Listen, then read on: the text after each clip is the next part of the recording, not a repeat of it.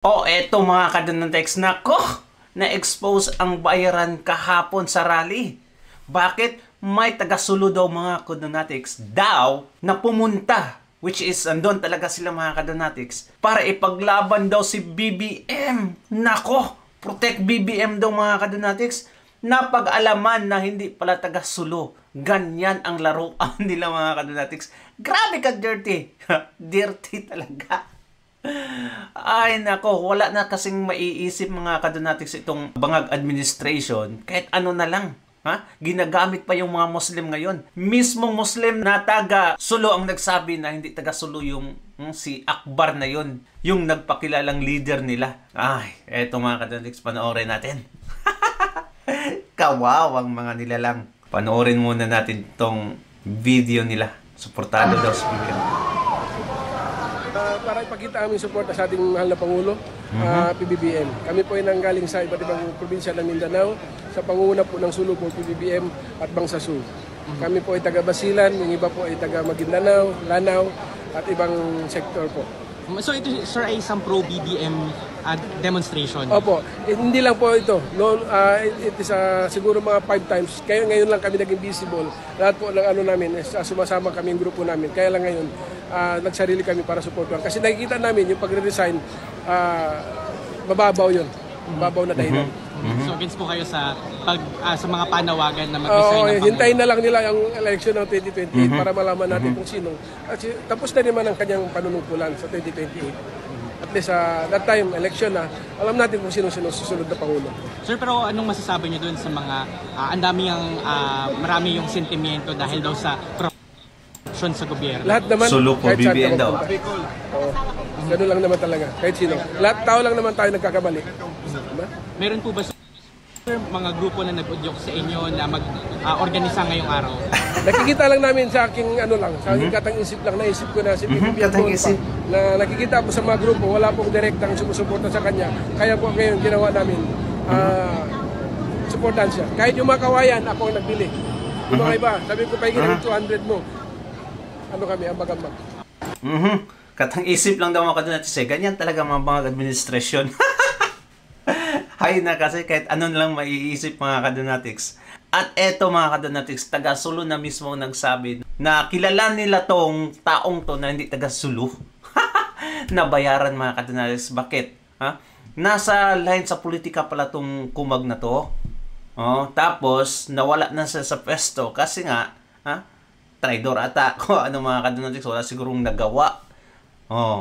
Ngayon nagpapababango daw kay BBM. Nako, grabe talaga yung pera, 'di ba? Kahit ano na lang yung gagawin nila. Basta lang mga kadonatics, una, may trolls. Nagbayad talaga silang trolls. Ngayon, ito naman, bayad rally. Last time, ganun din mga kadonatics, yung makabayang black, yung mga kabataan na ng gulo, sila yun mga kadonatics may kapakanan. At ito, ang statement ng isang Muslim galing sa Sulu mga kadonatics, at panoorin natin. Hi everyone! Assalamualaikum! Mapagpalang araw sa ating lahat mga guys. And for today's video nga pala, ay gusto ko lang i-shout out ang isang taong yan na viral ngayon sa social media. At siya ay nag-rally dyan sa Mindiola. At ang sabi niya, siya ay taga-Sulu at suportado lahat ng mga taga-Sulu si BBM. Paepal ka din, no? At siguro bangag ka din. Alam Bangag mo, talaga yan. Bangag kilalang talaga. kilala kita.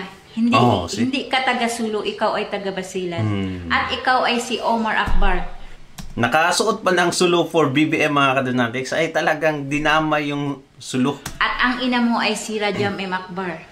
Kung hindi ako nagkakamali, si Rajam M. Akbar ang ina mo at ay kapatid ng namayapang si Governor Wahab Akbar. Yes. Alam mo, wala na kayong kakayahang umupo sa pwesto sa pagkapolitiko. Kaya sa ngayon, nagpapabango kayo ng pangalan nyo. Dahil sikat ngayon, si Governor Hataman, sila na ngayon ang namumuno sa Basilan. Kung ginagamit mo rin ang mga taga-Sulu para ikaw ay sumikat, wag na uy, dahil kami taga-Basilan ay hindi lahat at taga-Sulu ay sumusuporta kay BBM. Dahil marami pa rin ang nagmamahal kay DDS, kay Tatay Digong. Kaya tigil-tigilan mo na ang kahibangan mo. Yun lang po, salamat. Thank you for watching everyone. Welcome din sa impormasyon, Madam. Anyway, basta Mindanao mga kadonatics, pag may isang grupo galing Mindanao na nagsasabing suportado nila yung administrasyon or si BBM, ay talagang bayaran yan mga kadonatics. Alam ng taga Mindanao at Visayas kung gaano kaganda ang nagawa ni Tatay Digong during his time. Especially itong mga Muslim mga kadonatics, never at never silang magta-tridor kay Tatay Digong. Ang laki ng ginawa ni Tatay Digong sa kanila mga kadonatics. Ginawa niyang parang spokesperson itong si Nur Miswari mga kadonatics na isang MILF. Para if ever na may kaguluhan sa Mindanao, between this MILF at mga Busayap, MNLF mga kadonatics, BIFF, itong si Nur Miswari nagiging parang pacifier mga kadonatics. Parang nagmi-middleman siya na, tama na yan. Ginawang ganyan ni Tatay Digong. Nakabisita ng Malacanang many times, nakipagkita ka Tatay Digong. Kaya yung mga taga Mindanao, especially itong sa Sulu at sa Basilan, Marawi, Tatay Digong talaga yan. At etong kumag na itong mga kadonatics, kung galing yan doon, ay talagang may bayad yan. Expose ka ngayon. Eto, ang matindi pa nito mga kadonatics, Muslim pa ito. At saka, alam naman ito yung Muslim mga kadonatics, ay talagang matatapang yan. Ayaw nila ng traidor. Nako, ewan ko na lang kung mangyari nito. At eto, sa 2028 election, dito mangyayari ang lahat mga kadonatics. Kaya nga, lahat ng ginagawa nila ngayon, itong mga rallyista, nung natanong si Ilago, ni Ted Filon mga kadonatics, anong sabi niya? Magdadala daw sila ng VP Sara resign. May panawagan na pababain na si Inday Sara Duterte. Pero pag BBM, wag daw muna. Mga kumag talaga. Kasi alam nila mga kadonatics, papalapit na yung oras nila. Nasa 2 years na lang ata mga kadonatics na mag-28 na tayo. 2028. Hindi na nga 2 years mga kadonatics. So, patay talaga yan sila. Kaya lahat na lang ng panggigipit, paninira nila sa mga Duterte ay ginagawa na nila, nagdoble kayod na sila ngayon. Triple pa mga kadonatics. Singiwi. Anong sabi niya mga kadonatics? Hindi daw sila makakatulog ng mahimbing habang si Sara Duterte andyan pa sa pwesto. Hindi mapababa. Ganyan katindi mga ngiwi. At eto, pakinggan natin si Llamas mga kadonatics. Pero sir, etong darating na election, ba wala nga presidential elections, tingin mo dito bubuelta yung mga tao? Ay talagang bubuelta kami. Walang nagawa, di sige. Dito nyo na makikita, posible ba maging game changer ito? Definitely, Kasi, di ba sabi nga natin, ayan, umulit pa, binoto nyo pa. Definitely, no? Dahil nga, una, hindi na makakatakbo yung presidente ngayon. Diba? At alam niya, pag nakabalik ang mga Duterte, uubusin sila. Ubos talaga. No? Hindi lang politically. Wala. Grabe naman ganyan. Hindi lang politically. No? At ikatlo, hindi pwedeng maraming kandidato. Dapat one-on-one lang. Kaya tingin ko doon papunta ang 2028. So itong... Itong anti-dynasty bill mga kadonatics ay talagang hindi ako agree dito.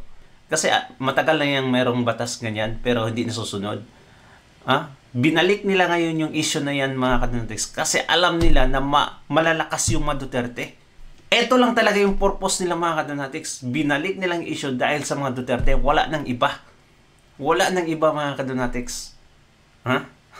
The sole purpose of it is to let only one Duterte in place mga kadonatics. Ganyan sila kagaman. Ganyan ka. Ay nako, palastugan tong mga taong to. Nangyayari sa atin ngayon, this will shape 2028 presidential elections. Definitely. No? At ngayon Lalo pa kung may, sabi mo nga, yung anti-political dynasty. Yes. Ngayon lang uli ako nakakita ng ganito dahil matagal na ako sa politika, nakita ko to noong 80s. Yung ganyang voluntarism, yung ganyang spontaneity, yung ganyang klaseng outrage. Nakikita ko uli ngayon. No? Ang kaibahan, merong social media. Yes. Noon wala Oo. No? Very limited yung exposure. At doon mo lang mailalabas yung ano mo kasi wala I mean, dito kasi, di ba ganyan tayo galit na galit. Pero kapag naglabas ka na, parang ating mga nanay, kapag Tapos na. nagbunga nga na, Left okay na off ulit. steam, di ba? Oo. Pinalabas mo lang yung steam. So, ganyan sa social media ngayon. Tingin ko hindi. Dahil nga tuloy, alimbawa, nasa Europe ako, nagsalita ako sa mga kasama nating OFW ron, no? Aba, very intense yung social media. Dito lang sa usapin ng 500 pesos. Ibig sabihin, wala silang papalampasin, ha? Oo. Hanggang today. Umuusok. Hanggang today, nagbibilang sila ng 500 pesos. Actually mga kadonatics, 500 pesos dahil sinabi yun ng DTI Secretary. Ayun, nagpadala na ako ng 500 pesos sa pamilya ko sa Pilipinas. Joke lang. Sinabi ko doon mga kadonatics na, eto, pwede na pala yung 500 pesos pang Noche Buena. Eto na yun sa inyo. Pero joke lang ang lahat. Hanggang today, ha? At sa mga content nga ng mga Mukhang hindi influencers. matatapos yan, ha? Pero yun Sa nga, Sir content Ronald, ka ng mga influencers, di ba? Yung ano sila, challenge nung pero Sir Ronald, Grabe ditong babae ito mga kadonatics. Di sa babae nga talaga, no? Guess nyo si Llamas dyan. Llamas ba yan? Yeah, I think so. Pasasalitain nyo naman. ano nito, balikan natin yung paano to ginuguhit yung 2028 election? Well, halimbawa, tumataas ngayon yung mga approval rating ng mga alternative politicians. No, halimbawa, si Heidi Mendoza, nakakuha ng 8.8 million votes. Walang makinarya, walang resources, walang name recall. Tingin ko, mananalo yan sa 2028. Si Shelo Magno, no? Very prominent ngayon sa social media. Yung kanta niya, yung rap niya na tax ng ina mo, di ba? Tsaka yung mga paliwanag niya sa nangyayari. Tingin ko, malaki ang chance niyan. Si Chel Jokno. Yung mga sinaing daw. Sila Laila de Lima. Tingin ko makakabalik yan No? Gaan. At iba pa. At mga bata. No way, no way, no Sabi way. mo nga. Nandito nung 2 weeks ago, si General Torre. No? Ibig sabihin, may mga Ay, nakita si Llamas. bago ka na umaangat, no? Tingin ko, meron ng kapalit sila Robin Hood Padilla, si Idol. No? May mga kapalit na itong mga si Bato na mukhang huhulihin na. No? May mga kapalit na sila. Kaya Ay, nako. Akala nila mga kadonatics na mapapalitan tong mga to. No way. Hindi na makakabalik at makakabalik yan si Dilimaw. Ha? Especially si Turing mga kadonatics. Nako. Ay, nako. Kung magiging analyst ka na lang naman mga kadonatics, tapos ganyan yung pinagsasabi mo, ay, magbanat ka na lang ng buto. kaya medyo mataas yung aking optimism na may mga bago. So, posible pong yung mga nakikita nating frontrunners ngayon, posibleng hindi yon, posibleng yung may mga mababango ngayon, feeling nila sila ay susunod na magiging presidente. Pwedeng hindi sila yung susunod na maging presidente. Dahil sa ating bansa may mga dark horse Yung hindi mo inaasahan, paano yung mga nagpaplano, katulad nila Mitra, katulad nila De Venecia, katulad nila Villar. Yun pa yung natatalo, di ba? Yung mahaba ang preparasyon. At yung mga At may pera. At yung mga bago lang na sulpot, yung pa yung lumalabas pa minsan-minsan, di ba? At Kaya Sino? iba yung ating Sige, sino? Ha? Sino ngayon ang lumabas sa 2022 election? Padaragdagan ang mga millennials, Gen Z. every year, Oo, 3 to every 4 year. million ang Yes. dagdag. So, imaginein mo, malaki rin yung madadagdag na bilang mula sa kanila. At isa rin sila sa nag-shape ng nung nakaraang Midterm election. Midterm elections. Paano yung mga nanalo? Wala sa survey No? Ang Kulelat pa nga ang Power by Comelec. pagsusuri ay millennials tsaka Gen Z yun. Halimbawa, yung Akbayan Party List, nakakuha sila ng pinakamalaking boto sa kasaysayan ng party list system. Wala sila sa survey.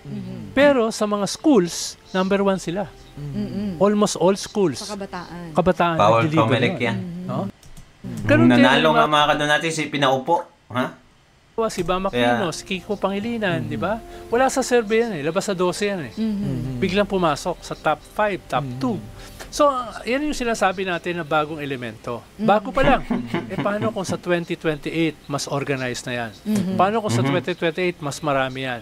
Paano kung sa 2028, meron ng mga ibang kandidato? Okay? Halimbawa, Vico Soto. Easily, pag tumakbo yan, panalo yan eh. Di ba? Depende. Depende din. Mga hindi mo iisipin dati, di ba? Konsihal, mayor, pero ngayon pag tumakbo yan, 100% mananalo yan bilang senador. Ang problema ayaw. So, ibig Sa mga older generations ba, talaga bang hindi na rin nabago? I mean, hindi na rin talaga natuto. Di ba yun ang kanta? Well, merong mga ilan. Halimbawa, yung Batang Cayetano, refleksyon ng isang bagong politika. Hindi katulad ng kanyang mga kapatid. No? Potential din yan. No? So, merong mga bagong elemento dito. No? I can imagine at least 6 na alternative, na winnable, na pwede sa Senate. No? Baka may 6 pa. No? Kaya ang sinasabi ko, hindi tayo zero, Sandro. May mga bago. So ibig sabihin, Sir Ronald, hindi na uso yung palamura sa 2028. Siguro may mga ganun din, no, na kahit papano sa galit, no, ay gagamitin niya. Authenticity ang tawag dyan eh. Diba? Tsaka yung usapang kanto, parang 4 alas. Hoy, kayo nagsabi niya, Sir Ronald, ha? With due respect, sir, ha? Kayo nagsabi niya. Sir Ronald, yung mga baluarte. Hello, xin chào các bạn, mình là Diệu Đèn và xin chào mừng các bạn đến với channel. Bạn ơi, gần tới cái mùa Diba? Ay, baluarte niya yung region na yan. Kanya na yan. Parang, diba? Parang may ganong sinasabi. Well, may ganon. Pero sabi ko nga, may bagong elemento. Merong kabataan na hindi na madideliver ng baluarte. Ibig sabihin, may sarili ng pag-iisip yan. Hindi na yan madideliver nung dating mga ward leaders sa barangay. Mga kuna ito, social media sabi. Yun na yung makaka-influence sa kanila. Yung dati kasi mga ward leaders yung Kasal, Binyag, Libing. Yung nagde-deliver. KBP. Iba na ngayon Iba na. No? Iba na. At hindi ko alam hanggang saan aabot yan Pati ako nasusurpresa Sabi nga ni Cardinal Ambudabit, no? Nasusurpresa tayo ng tadhana. Yun yung nangyayari ngayon. Nasusurpresa tayo. Pansin nyo ba mga kadonatics, pag anti-Duterte analyst, ay talagang baliktad at balikog talaga yung mga pag-iisip. Iba talaga mga kadonatics pag mag-isip. While itong mga Duterte analyst mga kadonatics, or at least tawagin natin yung pro-pagbabago sa Pilipinas mga kadonatics, ay nako, maganda talaga pag mag-analyze. Iba talaga. May impact talaga mga kadonatics at may sense yung mga pinagsasabi. At itong si Llamas, tingnan nyo naman mga kadonatics yung pinagsasabi niya. Ay nako, para tawagin ng talagang analyst, kahit ano na lang yung masasabi mga kadonatics. Well, while we are in the social media era, you can never count the Dutertes away mga kadonatics from politics dahil they are still the number 1 choice of the Filipinos. Kaya at least almost lahat ng kaalyado nila nananalo mga kadonatics. At sa inidoro naman yung mga kalaban nila. At kapag tadhana ang nagsalita. Mahirap pigilin yan. Diba? Kasi destiny yan Pero yun naman, sir, paano naman yung, syempre, merong mga nandyan na nag-iisip ng kanilang political survival. Syempre, pag magsalita ka, pwedeng ikaw yung susunod na pagpipiestahan, pagdidiskitahan. So, paano to mga to? So, wala na bang trapo? Ang sukatan ko lang, halimbawa, UAAP Games. May UAAP game, lalo na Ateneo versus Lasal. Lalo na ay UP versus Ateneo. Lahat ng politiko nandyan. Ngayon, wala kang makita ni isa. Bakit? Sumisigaw yung participants. Correct. Kulong na yan, mga kurakot. Tsaka mapapahiya ka lang. Concert sa Araneta. Correct. Diba?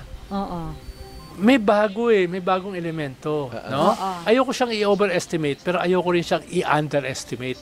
So yung Kaya itong mga trapo, medyo nahihiya. Wala nga ako nakikita ngayon mga trapo sa mga restaurant Tsaka nanonood ng UAAP. Diba? Nagtatago na sa mga bahay nila Ibig sabihin, delikado sila. Tsaka yung, di ba minsan mga dumadalo ng kasal, Nagiging Oo. ninong-ninang. At- Bibihira na rin na kumuha eh. At very active sa social media. Ngayon, wala kang makita. Oo. Nako! Diba? Napapahiya eh. So yung mga fan base, yung mga merong fan base na malalaki daw. So, paano Nasaan na yun? sila ngayon? Oo. Minomonitor ko yung iba social media, hindi mo na nakikita. Nako, yan po ang ating abangan sa mga darating na panahon, pero kailangan na nating magtapos. Maraming salamat. Anyway, mga kadunatics, what do you think sa analysis ni Llamas? Kasi, ay, mukhang balikog talaga. Ewan ko talaga itong tao, itong mga kadunatics. Minsan, maganda yung pinagsasabi niya. Minsan, wala din sa isip. Anyway, mga kadunatics, comment down below ano sa tingin nyo, mga kadunatics, ang patungkol kay Amar Okbar, yung Sulu PBBM na daw ngayon, supporters. What do you think? Kung ang Mindanao, especially itong Basilan at Sulu, ay maka-BBM na. Totoo ba? If you're from there, please comment down below. Basahin natin yan. Thank you and God bless you, mga kadunatics. Ingat palagi. Bye-bye.